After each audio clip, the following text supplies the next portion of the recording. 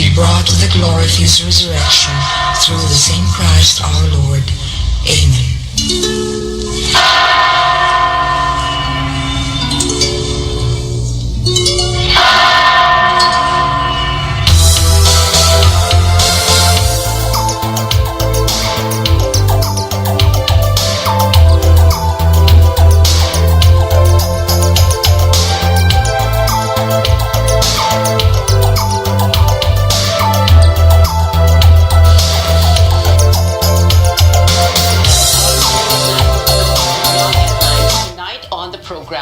As COVID-19 cases rise and the threat of the highly transmissible Omicron variant looms, Alert Level 2 will stay as the country brings in the new year.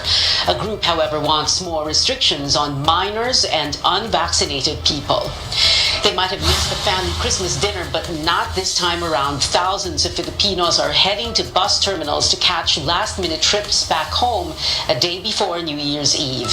And as the nation commemorates the life and works of Jose Rizal, the government unveils the tallest 3D printed statue of the national hero.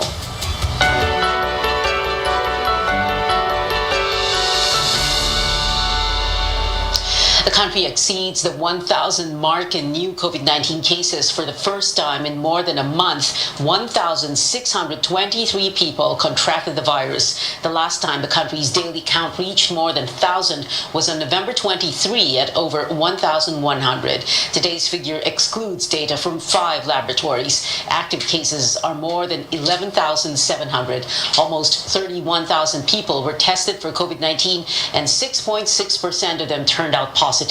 Now, this is beyond the World Health Organization's 5% benchmark. A positivity rate below 5% indicates that virus transmission on the ground is under control.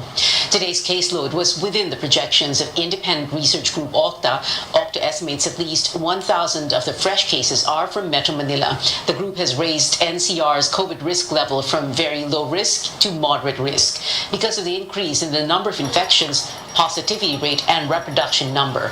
The group also suggests imposing more restrictions on some people as cases are expected to increase further after the holiday break. This is a pattern that is actually very similar to what we observe in many countries. One thing we would be recommending, after January 1, that there should be increased restrictions on minors and unvaccinated people from going out. And this is just as a safety precaution. Amid the concerning rise in infections and the threat of the more transmissible Omicron variant, the country will remain under COVID-19 Alert Level 2 until January 15th.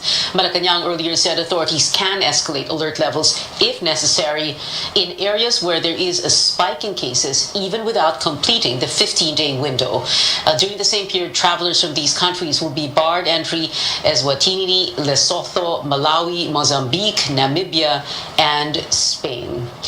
A stern warning from the health department amid reports of returning Filipinos allegedly skipping quarantine. The agency says, quote, "Now is not the time to relax and deliberately put others in danger. The entire nation worked so hard to keep our cases down. Violators shall be dealt with in accordance with the law," unquote.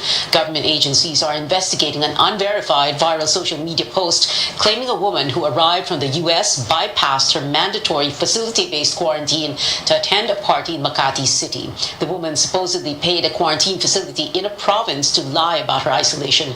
The DOH says it has received similar reports, adding that locating the Balikbayan's close contacts is underway.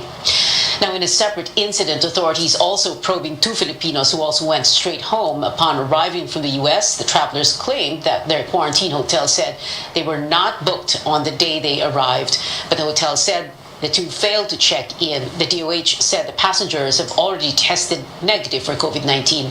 The tourism department warns that hotels violating health and safety protocols may face criminal charges, and their business permits may also get revoked. Now let's get an update on these investigations straight from Tourism Secretary Berna Romulo Puyat. Secretary Romulo Puyat, thank you very much for joining us this evening.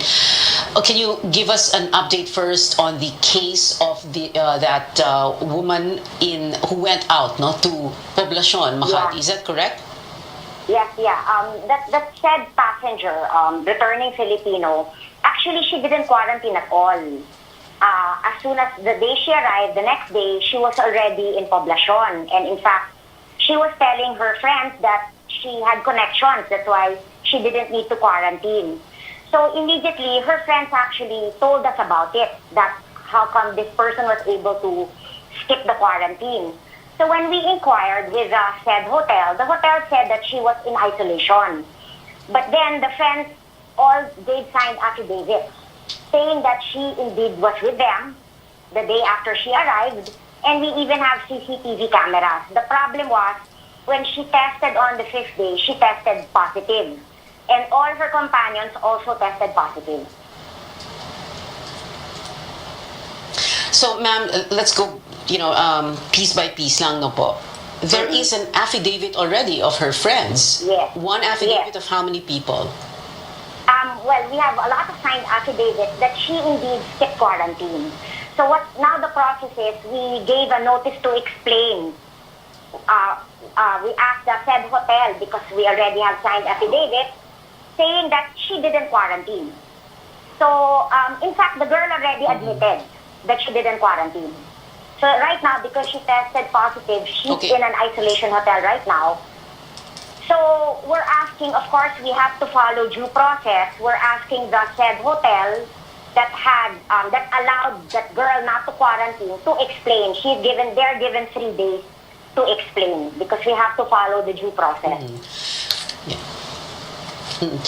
Secretary Puyat, umiikot na kasi sa social media. It's all over social media. The name of the hotel and the name of this girl. Can you just name them? And after all, there is an affidavit, which is a public document. Can you name them already? It's already going around social media. All I can say that we've already notified the said hotel. We've asked them to explain. And we're all already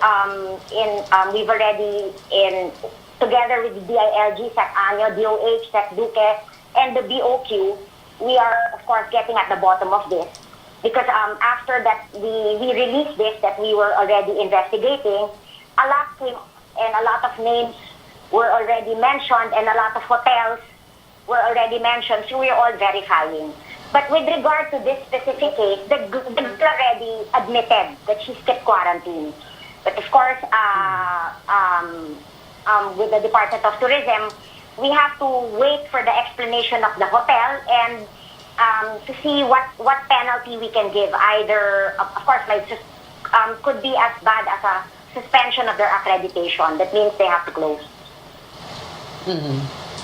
Who did she admit to that she did not go through quarantine? I mean, apart from her friends. So umamin siya sa may DOT, may local DOT ba na?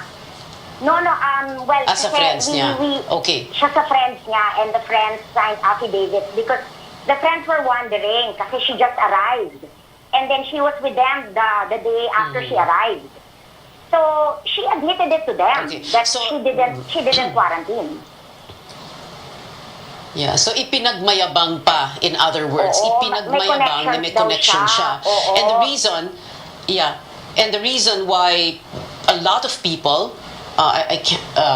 everybody's angry about it is because many of us know of relatives or friends who quarantine themselves when they get back from abroad, and some of them came home, and I know of at least one person come home because a relative, like his mother, is dying, and the mother dies, and he is in a hotel quarantine, just 2 blocks away from the hospital where she dies. Ang daming ganon, Secretary Puyat, diba?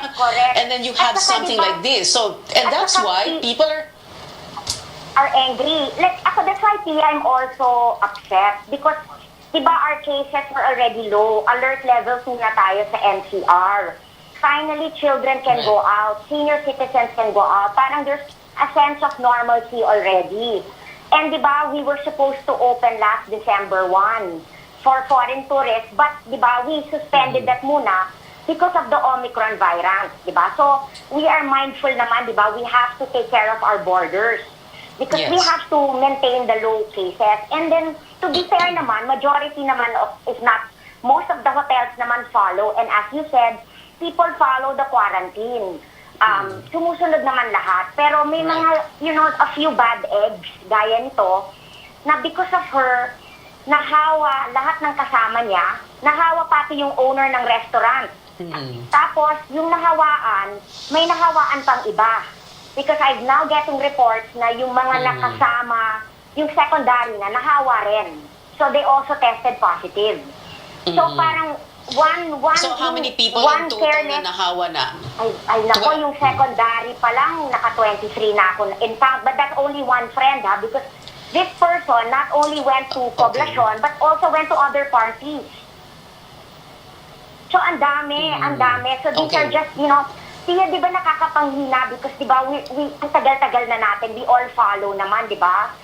And we understand, di ba, we have to follow because we want, and then, di ba, we've been so proud because, di ba, for a few weeks, we've only had 200 cases a day. Because in the NCR, we've been following, not only are we fully vaccinated, may booster pa. And you know what makes me feel so bad? Because, di ba, ngayon lang talaga mag-start yung tourism, di ba? People are free to go out. And now that you can see, di ba, tumataas na unti-unti yung mga cases. And whenever cases rise, ang unang nadadali ay tourism. So, marami naman mawawala ng trabaho. Secretary I hope Puyat, people, Yes. Secretary, the hotel, like you said, no, papa-explain sila, no? But, and I know we're going to wait for that explanation, so we don't know why they allowed this to happen, no? Pero two questions there. Number one, binayaran sila and she did not stay in quarantine. In other words, there is a hint of dishonesty here. On the part, I suppose, of the hotel kasi tumanggap sila ng bayad para sa hotel stay quarantine at hindi nagstay doon. Tapos pangalawa, is this the first and only time that they did this, or is this has this happened before in their hotel, and is that what the DOT should look into now? Baka Not hindi lang only- ito yung first time. Yes, exactly. Baka ito lang kasi ang nahuli. And in fact, we've been receiving naman reports, but diba like Tia, when you get reports, you have to verify. But before, when we would receive reports, they would never give us names or the names of the hotel. Ngayon lang talaga, the name of the hotel was given. Actually, the name of the person was given. So when we checked, we knew what hotel she stayed in. So initially, when we asked the hotel, they told us that she was there in isolation. But then, so when we went back to the friends, we told them, oh, she said that she was in isolation. They started to say she's lying. So they started giving us pictures of that date. So they all signed affidavits. So yun naman, we're very grateful to these people that stepped, na may signed affidavit because imagine, yun. So it's very Ma'am, important talaga. if the hotel can be liable, Oh, yes. The hotel said, ma'am, if the hotel is liable, paano itong, I wish you could just name her already because her name's all over and so is the name of the hotel. But anyway, it's all over social media how is she going to be made liable? Well, Yes, iba how naman is she yan, going, ibang is she case going to yun. be made liable and how? Kami naman sa Department of Tourism, the one that kakasuhan namin is the hotel. It's the hotel. We can impose fines depending on the gravity, or we could suspend the hotel, remove the accreditation so they have to stop operations. But iba naman yung case with the person itself. Could be fines, could be, I heard that it could be 20 to 50,000 and could be imprisonment. But that's up to the court. But that's not with the Department of Tourism. But as we speak, alam ko, the BOQ, even the DILG, they're already filing cases. Oh, okay. So, like you said, just to summarize, okay, like you said kanina, 23 last count, 23 affected because of this this incident. Number two, one person, this girl, no? That everyone knows the name already. It's all over social media. Imagine mo, Pia, yung 23 na naapektuhan, they weren't in contact with the girl. They're secondary. Hindi sila yung That's really directly, horrible. Okay, so they were in contact with the friends of the girl. Imagine Alright, so that. 23 secondary close contacts. Secondary Number 2, you're already. saying that BOQ and DILG are Yes. already readying Yes. cases against this girl. Yes. Number Yes. 3, you are preparing to receive a report from the hotel. And number 4, Yes. that the close friends of the girl themselves wrote and signed sworn Yes. affidavits to say that yes, she was with them and that she had skipped quarantine. Yes. Ma'am, I wish we had more time, but I need to let you go at this point. But thank you very much for being with us. Talagang naubusan na tayo ng oras. Salamat po, Secretary Berna Romulo Puyat. Now, in other news, many travelers have begun catching trips home to the provinces to usher in the new year with their families. Let's check the situation at the Parañaque Integrated Terminal Exchange. Stanley Gaheta joins us live from there. Stanley. Pia, there seems to be no difference between the number of passengers returning to their provinces last Christmas and in time for New Year. Most of them failed to avail tickets to get home for Christmas last week. There are long queues of passengers waiting at the ticket booths. Most of them are walk-ins. But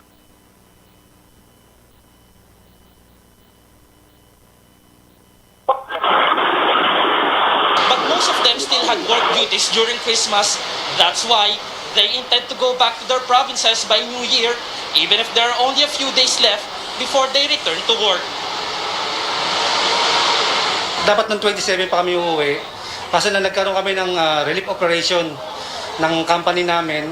Nagpo-book po kami, sabi daw po fully book na daw po. Tapos sabi daw po nung 30 daw po talaga yung biyahe po namin. Kaya ngayon nagbiyahe po kami.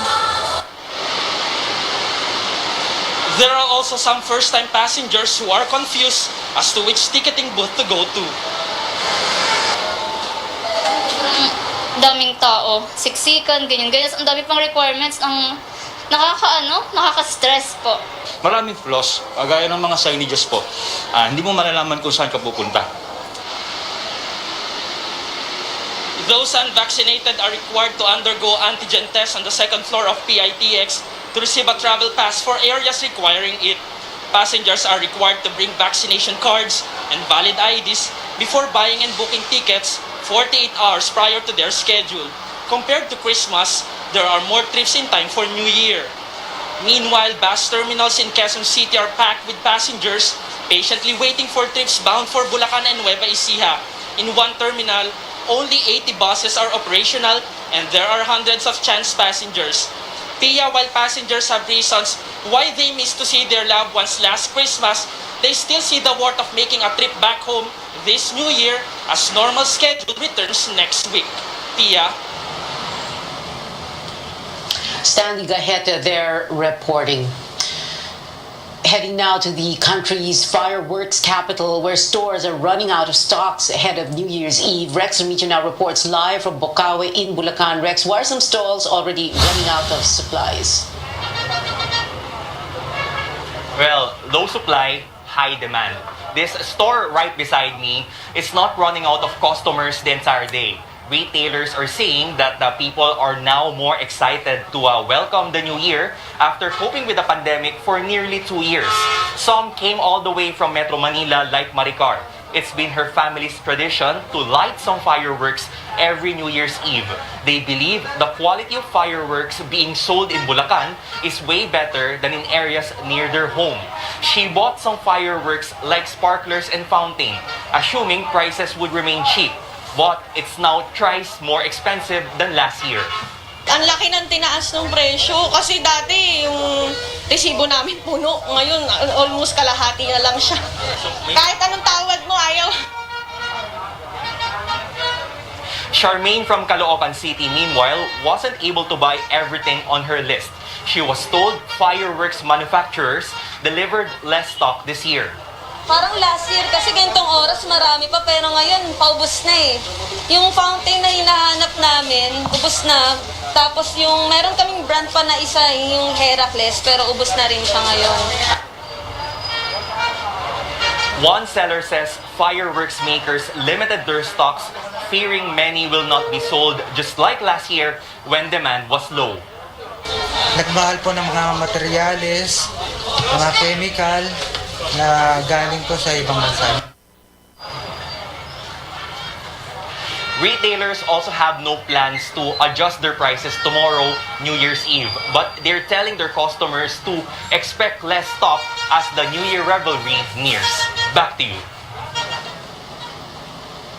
Rex, can you give us an update on the fireworks and firecracker-related injuries nationwide? The health department has recorded 25 fireworks and firecracker-related injuries so far. Authorities continue to discourage the public from using firecrackers and fireworks and participate instead in their local government's community fireworks display, or simply use horns or bang pots and pans inside their homes. Iya. Rex and Mito there reporting from Bocaue in Bulacan. Ahead on Newsnight, President Duterte worried there'll be no elbow room left in the newly signed national budget for 2022 if the Omicron variant spreads. And how will Typhoon Odette victims in Palawan spend the new year? We'll take a look. You're watching CNN Philippines. DXTV, Dipolo, Radyo, Ronda. Ringo Honasan po. Sa pagbangon ng mga Pilipino, saludo ako sa mga taong patuloy na humaharap sa hamon ng pagbabago. Bilang isang ina, handa akong gawin ang lahat para sa kaligtasan ng aking mga anak. Pandemya man, tuloy pa rin ang serbisyo para malinis ang kapaligiran. Serbisyong publiko para sa kaligtasan ng lahat. Sa panahon ng krisis, ikaw, ako, magtulungan tayo. Ringo Honasan po. Saludo ako sa Pilipino. Merry Christmas ang bati, lahat tayo ay magdiwang. Ang Pasko mo'y panahon sa pagmaya o paghatag og kalipay sa atong mga mahal sa kinabuhi o sa atong isig katao. Kini ang inyong alagad sa dakbayan sa dapitan, si Bimbim Amoy ng Hinao. Nga unta luyo ning atong kahimtang karon, nga unta anaa kita sa luwas sa atong panglawas aron sa mabulukong pagsaulog sa pagkatao ning atong manunubos nga si Jesus. Maayong Pasko ug masanagong bagong tuig kaninyong tanan. Daghang salamat. Oras ay nag-aawitan, Merry Christmas o kasayang tunay. Quincentenary Faith Rewind. The image of Santo Niño was among the gifts presented to Queen Juana, wife of Raja Humabon before her baptism. The cross and the image of the Blessed Mother were the other gifts given to her according to Antonio Pigafetta. KBP marks 500 years of Christianity and this station. DXTV, Dipolo, Radyo, Ronda. Quincentenary Faith Rewind. Ferdinand Magellan died in the hands of Dato Lapu-Lapu in the Battle of Mactan. Spanish navigator Juan Sebastian Elcano took command of the voyage, which finally reached the Spice Islands. To date, the expedition is also known as Magellan-Elcano Expedition. KBP marks 500 years of Christianity and this station. Honorable Angel Halusos Carion, Batanon, Buutan ug Malagaron, City Councilor of the Pitan City, Chairman, Committee on Tourism, Committee on Labor, Committee on Child Welfare and Development. Honorable Angel Halusos Carion, Batanon, Buutan ug Malagaron, City Councilor of the Pitan City. DXTV, Dipolo, Radyo, Ronda. Katapusan ng bawat kwento, may inuumpisa ang bago. Get into the life. Amid the darkness, look on the bright side. Olympic gold medalist Heidelin Diaz is not only great at lifting weights, she also leads everyone in getting into the Christmas spirit of gift-giving. Hundreds of families in the communities of St. Joseph Chapel Community in Batasan, Quezon City and Pagray Kogyo Urban Poor Community in Antipolo City received Pure Foods Noche Buena gift packs. All thanks to Heidelin and Pure Foods Golden Hearts. Ngayon, medyo mahirap ang sitwasyon ng Pilipinas at kailangan tayo magkaisa sa pagbibigay ng Noche Buena. Sana po nagustuhan niyo po ang munting regalo namin ng Pure Foods. Para sa Pure Foods family, thank you so much po for doing this initiative. Nagbibigay po ito ng source of happiness and inspiration and hope sa bawat Pilipino. This is just one of the ways Heidelin gives back this Christmas season. She believes that everyone deserves to celebrate with their loved ones over the delicious meals and treats we grew up sharing together. Nagpapasalamat po kami kasi po kami po yung napili nyo na magbigyan po ng tulong. Simula pa noon, ngayon lang ako nakatanggap ng ganito karami. Kaya maraming salamat po. Hindi namin inaasahan to, kaya nagpapasalamat sa mga sponsor na nagbigay sa amin. Dahil na sa inyo, Miss Heidelin. Masaya rin ako dahil para sa mga anak ko, natutuwa sila. Christmas is definitely brighter this year dahil buo ang Pasko sa Paskong Pure Foods. I'm Sam Zedwani, CNN Philippines.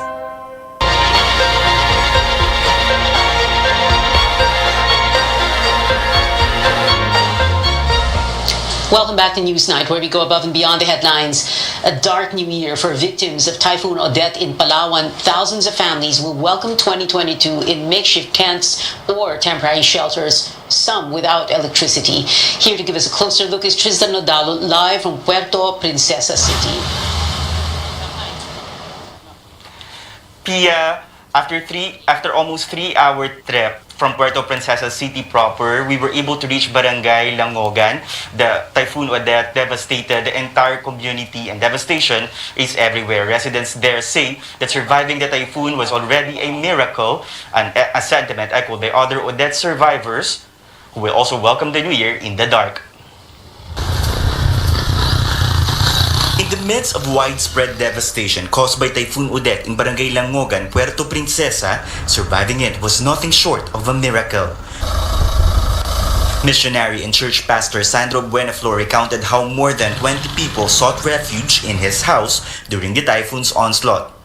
Diyan kami nagsilong. Pagsilong namin diyan kami na-trap. So, bali 22 kami katao, sir. Diyan, nadapa, nagtabunan kami ng mga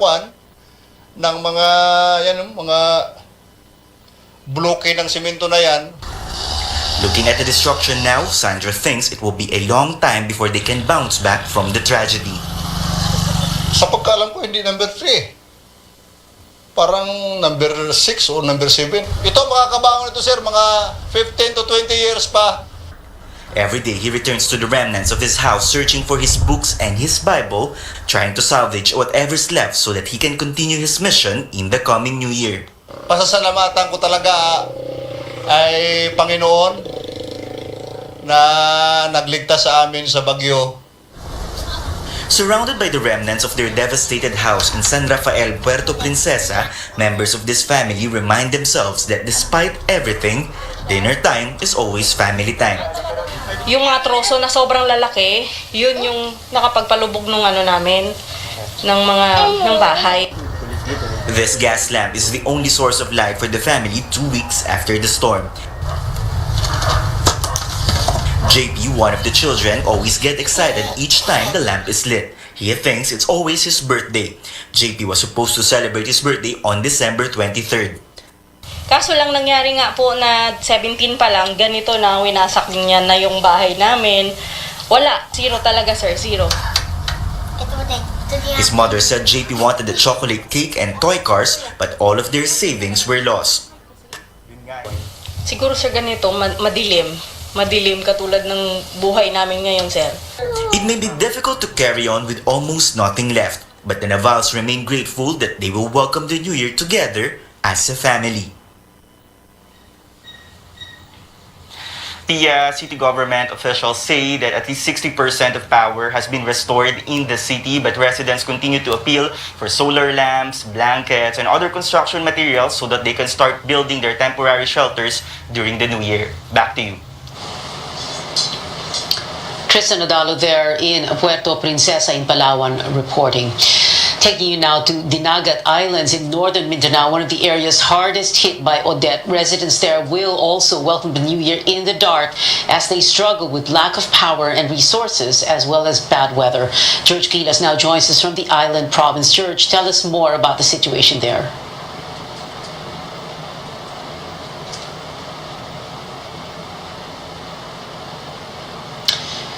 George?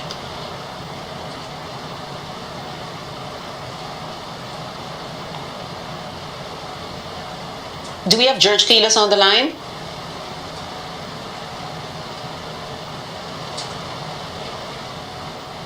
All right, we're going to go back to George Quiles in just a bit. Communication is not very good yet on Dinagat Islands, and that's why we can only have him, at different times on by telephone. We're going to try and get him back in just a bit from Dinagat Islands. In the meantime, let's move on. First, President Duterte has signed the 5 trillion peso national budget for 2022, but he is still worried there will not be enough elbow room if the Omicron variant spreads. Amor Santos gives us a breakdown of next year's spending plan. 5,024 billion pesos. That's the national budget for 2022. Considered the biggest in the country's history as it continues to grapple with the COVID-19 pandemic. Express my appreciation to the members of Congress for ensuring the timely ratification of the more than 5 trillion peso national budget. Maubos kaya natin to. Under the spending plan, the Health Department will get the third biggest allocation next to Education and Public Works. A lion's share of health funding, almost 89 billion pesos, will be used to streamline the health system. Another 80 billion pesos to subsidize the health insurance of indigent families and senior citizens. 23 billion pesos to improve hospitals and other health facilities, and 17 billion pesos for the salaries and benefits of public health personnel. Around 48 billion pesos will also be used to purchase the much-needed booster shots, mostly under unprogrammed appropriations. These will be funded when there are excess revenues or approved loans. And after marathon congressional hearings on the lack of benefits given to healthcare workers, the 2022 budget has 51 billion pesos for their special risk allowance. After signing the budget on Thursday, President Duterte admitted he's quite worried, seeing just how fast the Omicron variant is spreading in different countries. I just hope that we will cope up, if ever. But we can hardly, mawala ng elbow room itong budget na ito to respond to the new challenge of a new variant of the COVID-19. In response to the threat of new variants, the country aims to sustain its genomic biosurveillance efforts and establish a premier facility to study viruses. As the government veers away from massive lockdowns, it's ready to assist displaced workers and will carry on with social protection programs such as the Pantawid Pamilyang Pilipino. Priority education projects include the development, reproduction, and delivery of learning modules, although officials hope schools can reopen for face-to-face classes next year. The Duterte administration is not abandoning its Build, Build, Build program, allotting billions to the Departments of Public Works and Transportation to accelerate flagship infrastructure projects. Amor Santos, CNN Philippines. The World Health Organization raises concerns that the Omicron and Delta variants are now twin threats driving up COVID-19 cases, hospitalizations, and deaths around the globe. I'm highly concerned that Omicron, being more transmissible, circulating at the same time as Delta, is leading to a tsunami of cases. This is and will continue to put immense pressure on exhausted health workers and health systems on the brink of collapse, and again distributing lives and livelihoods. To date, there have been 284.6 million COVID cases worldwide. Over 5.4 million, or 5,400,000 of them have died, based on the latest data from Johns Hopkins University in the U.S. Now, amid the threat of the highly transmissible Omicron variant, the quality of face masks play a key role in COVID-19 prevention. Here at home, the Science and Technology Department has built the country's first laboratory to test face masks and other protective gear. Caroline Bonkin gives us a closer look. A chemist is checking if synthetic blood will penetrate the surgical mask. It didn't, which means the wearer will be safe from potentially infectious blood-borne diseases. In separate machines, they're also testing its water repellency and breathability. a measure to check if the mask is effective against contaminated fluids. They can also check if it's the right fit for the user, which is also very important in preventing COVID-19 infection. Next month, they will also have a new machine that will test if virus or bacteria particles could pass through the mask. The delivery system of the virus remains the same. It is aerosolized. Fit tester became important kasi yung leakages, so kapag sinabi nilang may butas sa tagiliran, or, we like to have chin masks, we bring it down, or you ear mask. These are just some of the tests now available in the country as it opens its first medical textile testing center. This laboratory tests and develops face masks and personal protective equipment not only against COVID-19 infection, but for other medical and occupational use as well. It's run by the Department of Science and Technology. Building it cost 82 million pesos, pulled from the government's contingency fund, an investment in building the country's response to future health crisis. Marami tayong manufacturers, wala silang ability to have their products tested. Since the beginning of the pandemic until today, locally made masks and protective equipment are sent to facilities abroad for testing. It takes time and costs a lot of money. The DOST even had to pay laboratories abroad 220,000 pesos to test the face mask they developed and 750,000 for 2 sets of PPEs. With their own laboratory, the agency estimates cost will be cut by over half with a faster turnaround time. Usually, it takes 4 to 6 weeks, but we can reduce it to 2 to 3 weeks. And aside from that, 50% less yung fees for the testing of face masks. And with many face masks in the market, the laboratory is set to help the Food and Drug Administration in checking if these are really within international standards. So far, the FDA has approved nearly 200 brands, but also issued advisories against misbranded or mislabeled face masks. It is especially important in government procurement for the government to check kung okay ba yung quality of the material so that you can then validate and verify if what is claimed is actually what is the case of that product. The laboratory can start testing from January to March. By April, it will be fully operational. Caroline Bongkin, CNN Philippines. Still ahead on Newsnight, as we mark the 125th death anniversary of our national hero, some propose new ways by which students can learn about his life and work. Find out after the break.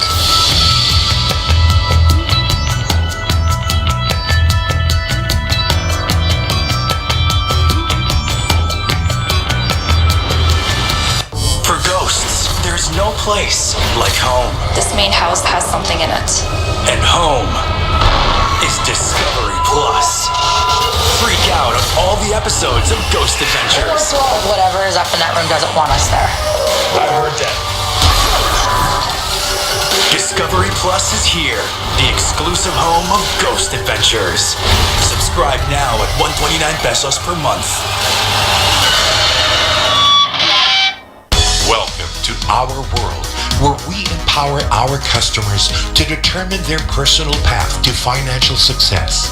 Introducing the Bancom Experience Program from Bank of Commerce, an exclusive membership program for a discerning few.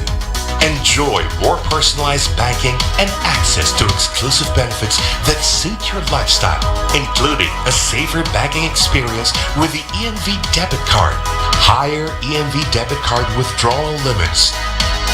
Grow a successful and rewarding financial future with experience from Bank of Commerce. Visit Bank of Commerce online for more details. Bawat patak, may sarap, may lakas, sulit. Red Horse Beer.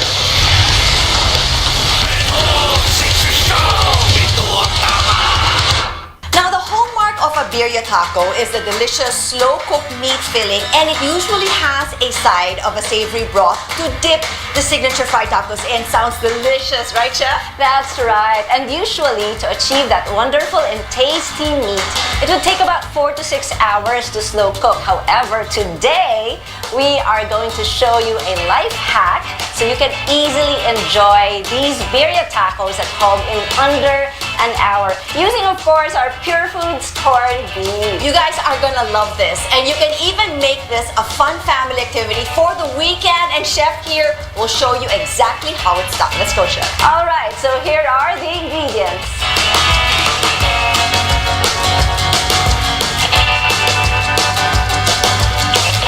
Now let's prepare first the filling and its sauce. Heat oil in a pan and then saute garlic and onions until onions are tender. Add tomato paste and continue to saute. Add the corned beef and spices and continue sauteing for about a minute. Add crushed tomatoes, water, and simmer for 10 minutes over low heat, stirring occasionally. Add soy sauce and sugar. Then lastly, add the cilantro. Now strain to separate the corned beef filling from the dipping sauce. To make the tacos, mix all the ingredients until smooth and knead for about 15 minutes. Divide the dough into 15 small balls and rest this for about 30 minutes. Now roll out each ball into 6-inch diameter pieces. Meanwhile, heat the pan on high and then cook each taco for about 30 seconds on each side. Now to assemble, place every 2 tablespoons of corned beef filling on each taco and then garnish with extra cilantro. Now serve this with its sauce and lime wedges. And now for my favorite part, the taste test. Okay, I want to try this. So how do I do this, Chef? Gotta get the sauce. Yes. Gotta get all the sauce. Lots of the sauce. They're so good. I'm glad you like My it. kids and hubby will definitely enjoy this wonderful birria. Oh my gosh, just like Alam mo naman, ang Pure Foods corned beef takes care of the pure sarap families are craving for. I agree with you there, and this recipe is so enjoyable to make, and you end up with such a yummy dish. So mommies, you should all try this at home. So right now, stock up on your supply run, stock on Pure Foods corned beef, which is available in all leading supermarkets, and you can even add to cart Pure Foods corned beef on your favorite e-commerce sites, Lazada and Shopee, or buy online at the SMC.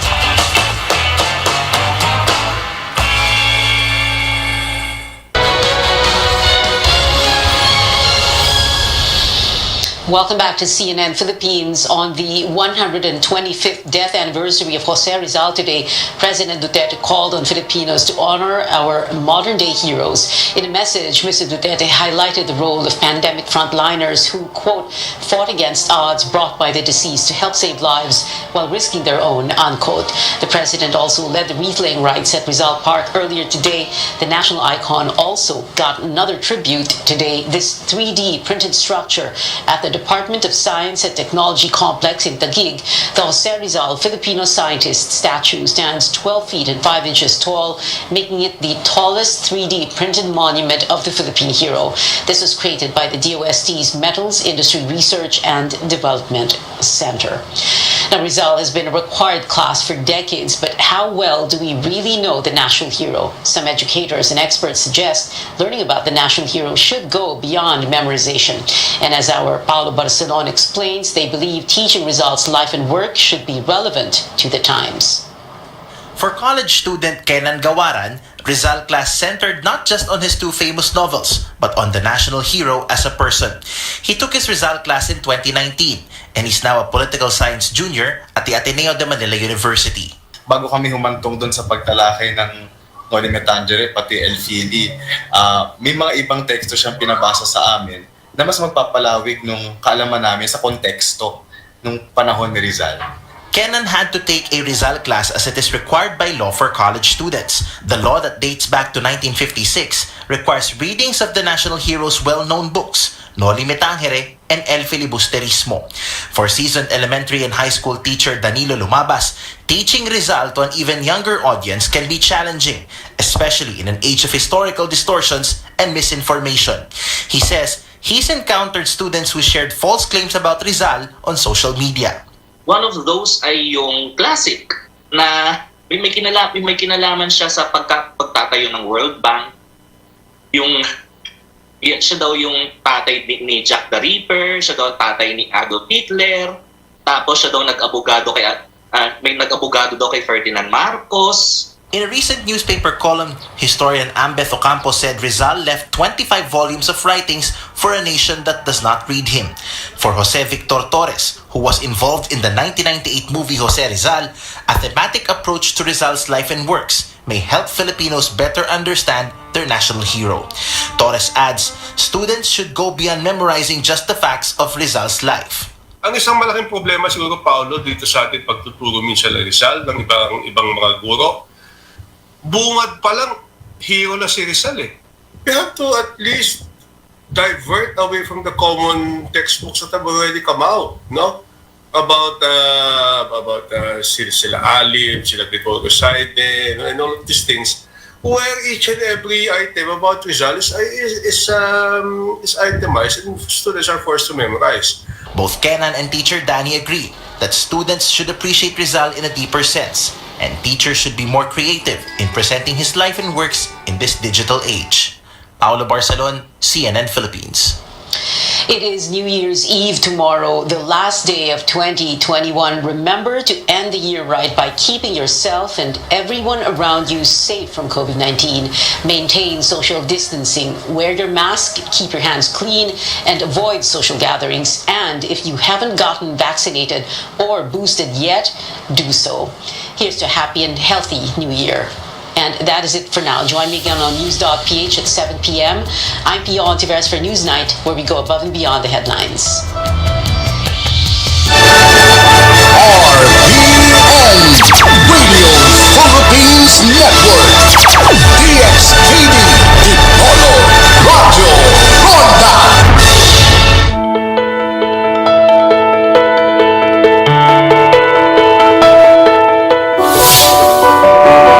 The first 5 cases of HIV were officially reported in 1981, and over the past 4 decades, scientists have made tremendous progress in learning more about the disease and searching for that cure. But here at home, HIV and AIDS continues to be a serious public health issue.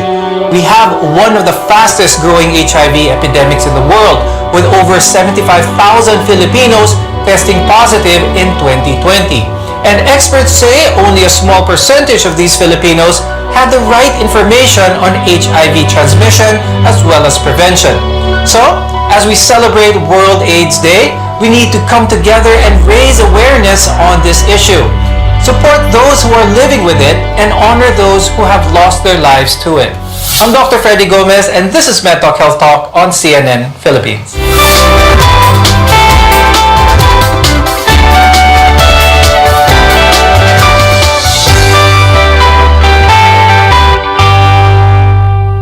As we continue to deal with the effects of one pandemic, we urgently need to double our efforts into a growing problem here at home, HIV and AIDS. Our guests are here today to tell us more about the condition and how we can be a part of the solution. Let's welcome Dr. Carl Henson. He's an infectious disease specialist from the Medical City. Also with us is Dr. Ronvin Pagtakhan. He is the founder and CEO of Love Yourself Incorporated. Thank you both for joining us on this program and this very important topic that we have. Now, I'll start first with Dr. Carl. Bakit nagkaganon? What's happening? And who are the most affected by this? When people have sexual relations, they're not using the correct protection. And we see more and more, at least I have a lot of patients these days who have multiple sexual partners. So the usual risk factors for HIV, we see it a lot in young people. Actually, not just young people. We see it a lot in society these days. No? So And that's why I think it's very important for us to emphasize the need to educate for the youth of, safe sexual practices, etc. Now, the number of cases among males having sex with males has significantly increased. But as we mentioned, majority of these Filipinos weren't even aware of the disease and its complications. Dr. Vin, can we pinpoint this to a lack of education kung bakit tayo one of the highest countries in the world actually na steady ang akyat ng HIV and AIDS? Is it purely or predominantly the lack of education? Well, it's multiple factors. So number one is people are becoming a little bit aware, but they do not understand the consequences of their actions. For example, when people engage in unprotected penetrative sex, because sex is very accessible nowadays. Despite the pandemic, we saw an increasing number of cases in the country. For example, just from January to September, we had almost 100,000 newly diagnosed people living with HIV despite the pandemic.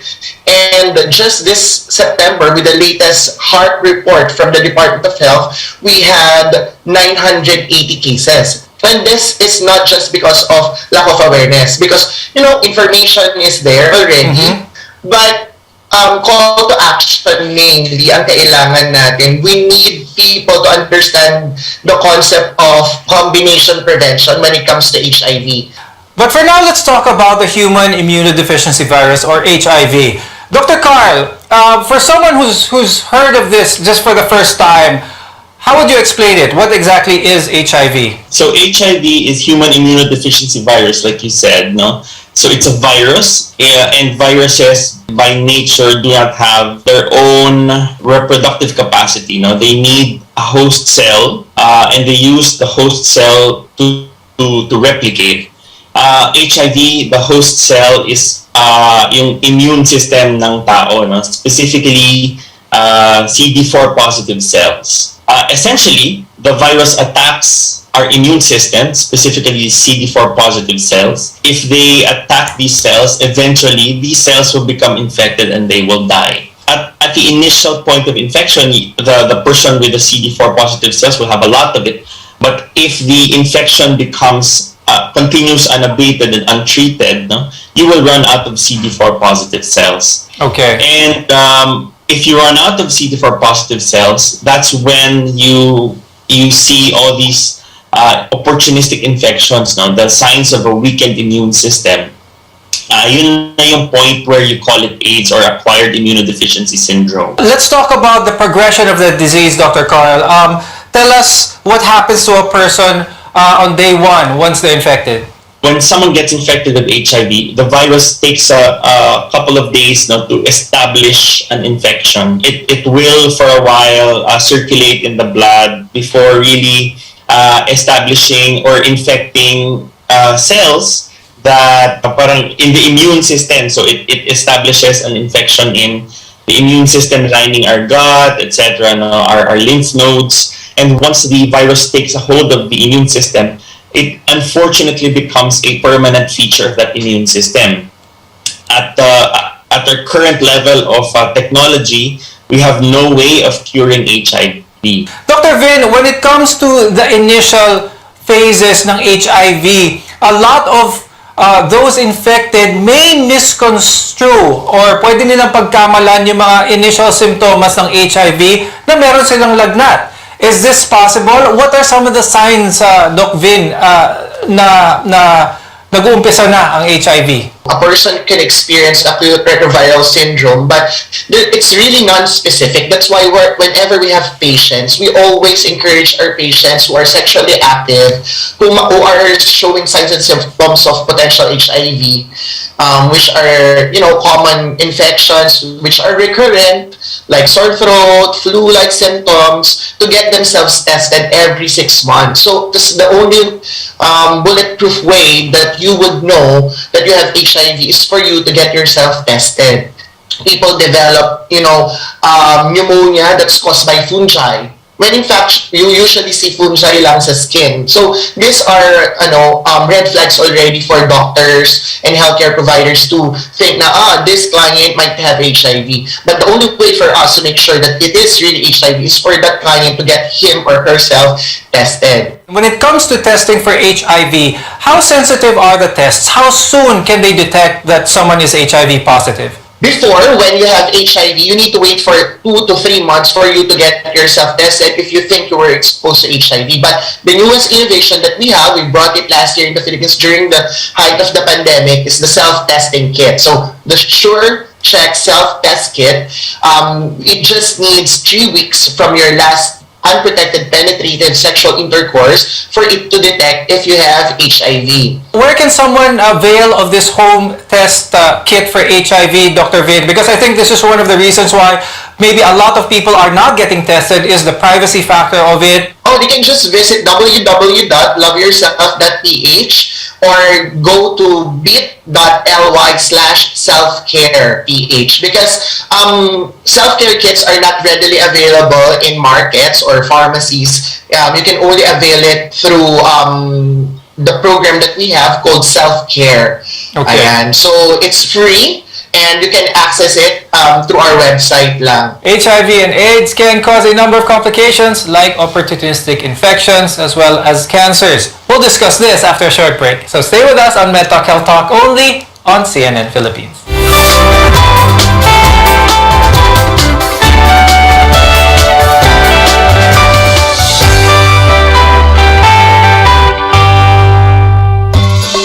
Loren Legarda po. 18 years akong senador at nagsulong ng mga batas na nakakatulong sa mga nangangailangan. Free college education law. Para sa aming edukasyon. MSME law. Batas para sa aming kabuhayan. Climate Change Act. Mga batas para sa kalikasan at climate change. Mga batas na ginawa ko na napapakinabangan ngayon. Sana makatulong pa ako sa mas marami. Loren Legarda. This is a paid advertisement. Quincentenary Faith Rewind. The image of Santo Niño may have come from Michelin Flanders, now part of Belgium. There are surviving images that resemble the one in Cebu from 16th century Flanders. King Charles I of Spain grew in Flanders and must have obtained and given images of the Santo Niño for the expedition. KBP marks 500 years of Christianity and this station.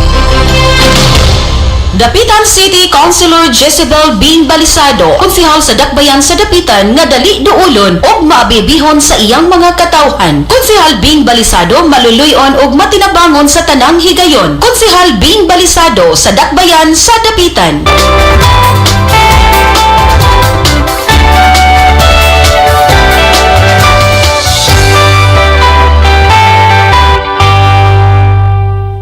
I'm Dr. Freddy Gomez and welcome back to MedTalk Health Talk on CNN Philippines, where caring is our calling. HIV is a virus that attacks our immune system, and this means that the disease can weaken your defense against many other opportunistic infections as well as malignancies. Having a healthy lifestyle and taking your treatment is key in preventing its progression. Dr. Carl, let's talk about some of these. Ano ba yung opportunistic infections? Bakit ito madalas makikita with someone with AIDS? We call it opportunistic infections for a reason. No? In patient or in someone with a normal immune system, these infections normally don't cause problems. Earlier on, Dr. Vin mentioned fungal pneumonias. No? Fungi normally doesn't cause problems in someone with a good immune system. You can inhale it and then it just stays there, doesn't cause any problems. But in someone with very weak immune system, it can actually cause very severe problems. An example would be pneumocystis hiroveci pneumonia.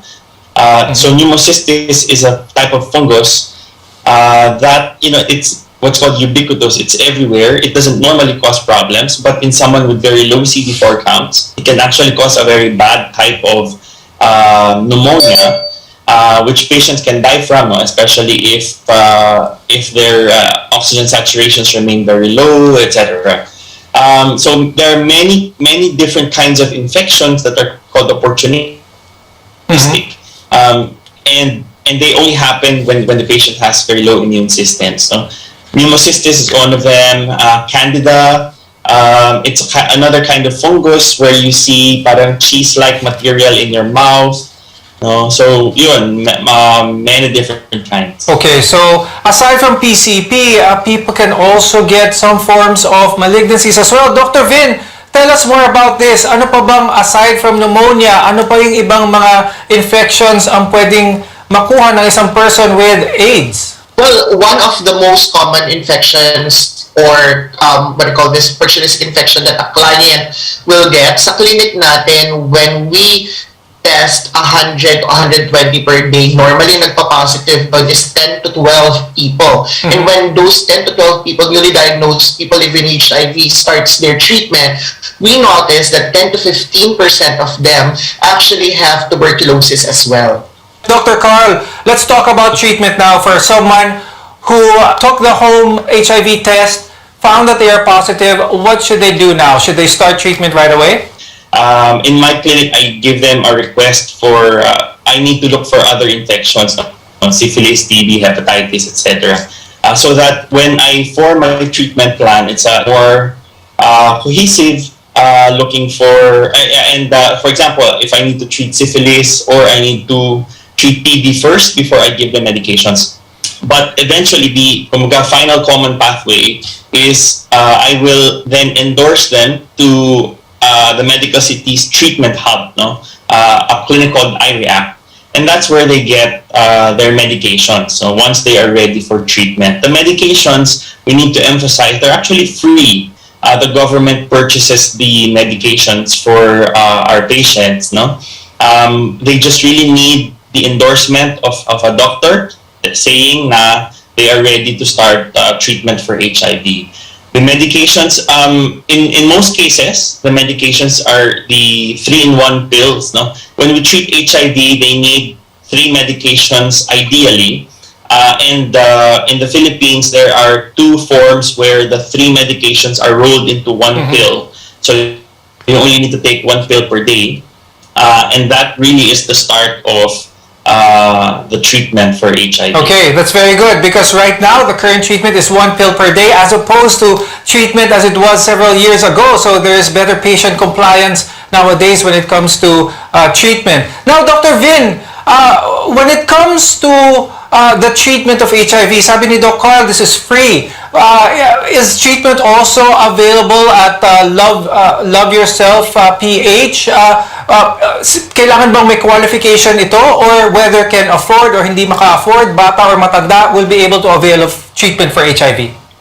You're right po. It's free and it's available in our community center. So Love Yourself currently has 9,100 clients who are on treatment for HIV, and I'm happy to share with you na around 92% of them who are eligible for viral load testing, usually sila po yung nagagamot na for more than a year, are virally suppressed, which means they cannot transmit the infection anymore. We also introduced a new set of medications last year because 10% of people living with HIV undergoing medication, the 3-in-1 pill that Doc mentioned a while ago. Some of them, they develop some sort of psychological side effects like inability to sleep or vivid dreams or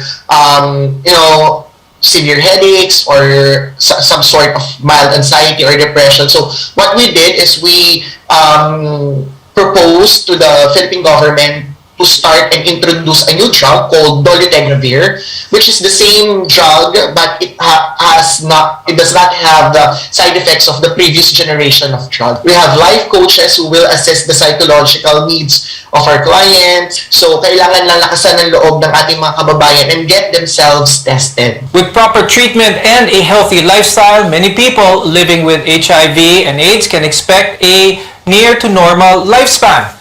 But ultimately, the search for the cure is still on the way. Now, the best thing that you can do is to take steps in your everyday to prevent the transmission of this virus. Now, more on this when we return. Your health is our mission here on MedTalk Health Talk. You're watching CNN Philippines.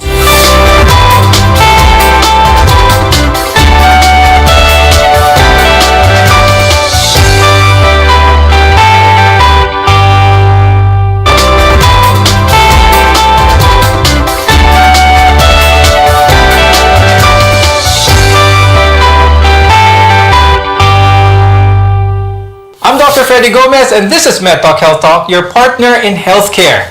HIV is a lifelong condition, but as mentioned, having HIV is not a death sentence. Now, understanding how it's transmitted and how to prevent it can make a huge difference. Dr. Carl, let's re-emphasize the ways in which HIV is transmitted. And could you clarify, can HIV be contracted if bodily fluids is ingested? It's a very small risk, but the risk is not zero. No, so when you look at the textbooks, really the most important mode of transmission is sexual intercourse. So the infected fluid are the semen, the vaginal secretions. No, yun yung number one talaga na nakaka-transmit, and blood, of course. Okay. Blood is maybe the ultimate mode of transmission. Okay. But sometimes, so if for example the oral mucosa gets exposed to a heavily infected, say, seminal fluid or vaginal fluid, it's theoretically possible for you to get HIV that way. Although, like I said, it's a much lower risk than penetrative intercourse. What can someone do aside from being aware on how HIV is transmitted? What can someone do who is HIV positive? What can you suggest how they live a very fruitful and full life? Well, there are general principles, no, for that I tell patients whenever they are whenever I first start treatment, no. Essentially, kailangan healthy lifestyle, especially if we diagnose them in the AIDS level of the illness, no. With weak immune systems, they can't really be exposed to a lot of possible infection risk. So they need to take good care of themselves, not expose themselves to too many people from whom they can get opportunistic infections, no? But as the treatment progresses and they start to get better, then those restrictions fall away, and they're able to more or less resume their normal activities. Napaka-importante na information yon. Dr. Vin, I'd like to ask, if someone is HIV positive, what is your advice if they would like to have a relationship who is HIV negative? So a person living with HIV na partner ng isang negative is called a serodiscordant couple. So for those kinds of clients, so number one, we encourage the client living with HIV to make sure that he or she takes his or her medication daily to make sure that he becomes virally suppressed. For the partner, we offer different forms of combination prevention for them. So number one is what we call the condoms and lubricants, because, it's a protective barrier. But for clients who are not comfortable using condoms and lubricants, we have an innovation called pre-exposure prophylaxis. It's a pill that you take every day. It's a preventive pill. It's a prophylaxis. You need to take it if you're sexually active. You need to take it every day to prevent the risk for acquiring HIV. But it does not prevent the risk of acquiring other STIs, just HIV. Thank you, infectious disease specialist Dr. Carl Henson and Love Yourself PH founder Dr. Ronvin Pagtacan for sharing with us your insights on this topic. Marami pong salamat sa inyo. I'm Dr. Freddy Gomez, and thank you for watching Med Talk Health Talk on CNN Philippines. We'll see you again next time. Stay safe.